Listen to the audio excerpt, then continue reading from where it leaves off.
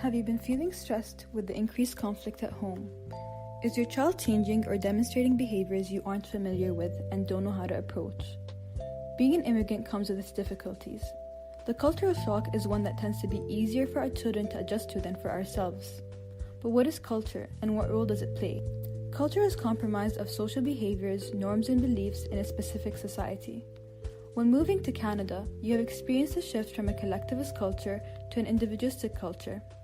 But what do those words mean? A collectivist culture values family interdependence, conforming to authority, family obligations, and a sense of community. When you come from a collectivist culture, you define yourself in terms of your relationship with others. On the other hand, an individualistic culture values autonomy and independence. People belonging to this culture usually define themselves based on their own personal traits. Now, how are these two different cultures influencing our children? When children come from a collectivist culture, they equate their sense of self to input received through the parent-child relationship. This is also true for adolescents in individualistic cultures, except their parents usually prepare them to be independent by the time that they're 18. As these children acquire more independence, the influence of the parent-child relationship decreases. However, for children of collectivist cultures, the parent-child relationship will continue to be of importance across time due to the cultural values of family. Therefore, when conflict and tension increases at home, the child's self-beliefs can be negatively affected because their relationship with you is being compromised. Regardless of your cultural background, as a parent, you should be valuing and prioritizing healthy self-beliefs. If anything, they'll make it easier for your child to satisfy family expectations such as academic success. So how can you improve the child-parent relationship and therefore your children's self-beliefs? By improving on parenting behaviors that make it difficult to understand and communicate with our children. These parenting behaviors can include helicopter parenting. When parents tell their children what to do, it stands in the way of the child's ability to be independent. Allow your child to take on some responsibility by making age-appropriate decisions. Children that grow with the ability to take care of themselves tend to be more confident and become self-sufficient adults. Instead of telling them they're too young, ask them how they think they can solve the problem. Guide them as necessary. Negative commenting. As parents, we have good intentions when it comes to our tough love. However, children need support to be able to develop healthy ideas about the self. Telling your child that you've refused yourself everything for them to have a better life will produce children that are overwhelmed with guilt and constant stress. When criticism is necessary, keep it specific to the behavior and not the child himself. Additionally, when parents focus on results instead of strengths and efforts, children may start to see themselves as failures, which puts them at risk of depression. Try not to take failure as a personal failure of your own as a parent. Instead, try to emphasize progress instead of perfection. This will allow for your child to develop strong perseverance skills and positive self-efficacy, which are needed for future success. Overall, it is best to acknowledge good behavior and not only bring up bad behavior. Children need to see that they are succeeding in other areas as well. It can discourage them to make changes if they think they never do things right. Rushing them into adulthood.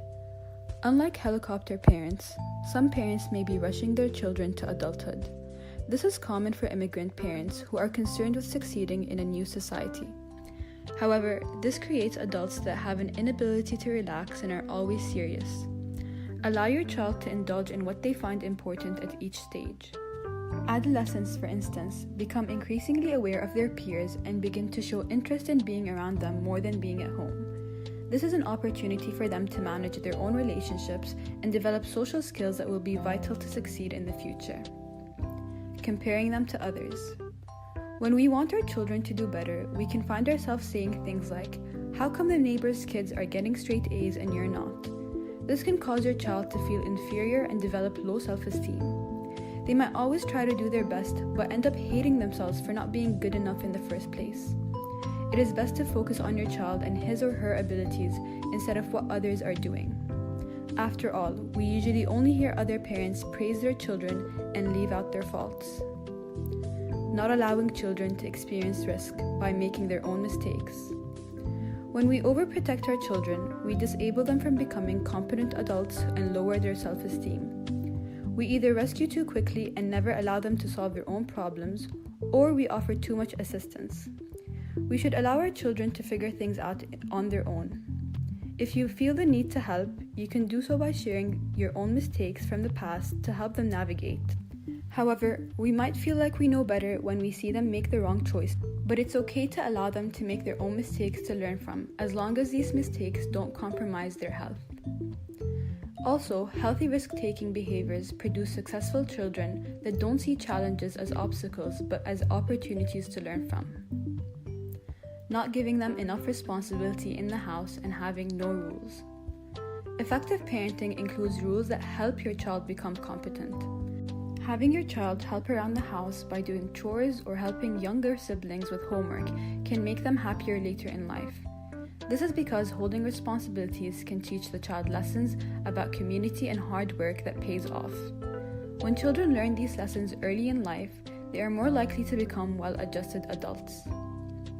Unrealistic expectations. As immigrants, we hold high aspirations for our children.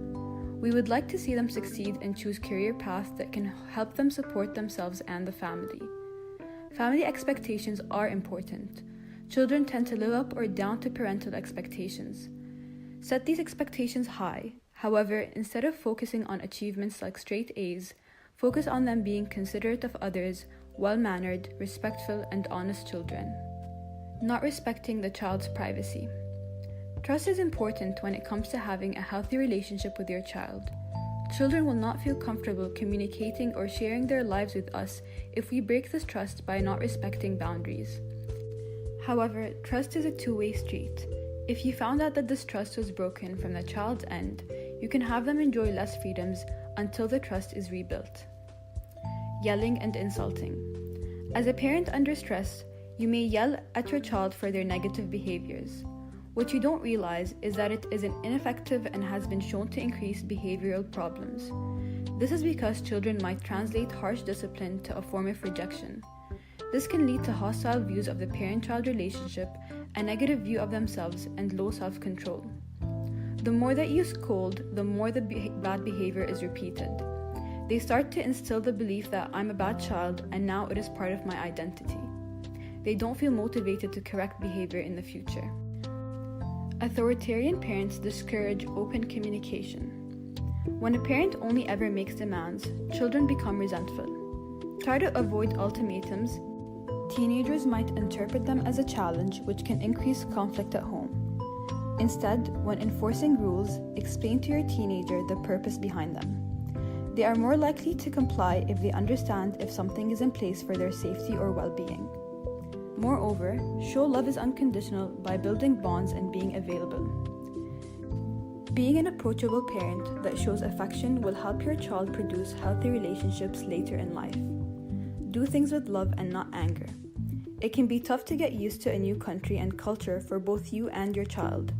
Having your family to talk to makes the transition easier. Talk about things that you're finding difficult to adjust to with your child and come to a compromise. To keep your child engaged with your culture through this change, you can have them invite their friends over to experience your culture and traditions. This can allow your child to feel proud of their heritage and continue to value both their culture at home and the new Canadian identity.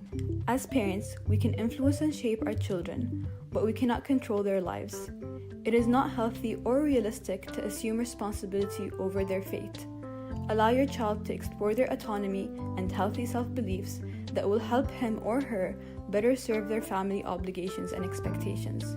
You should take comfort that in the vast majority, children do turn out well.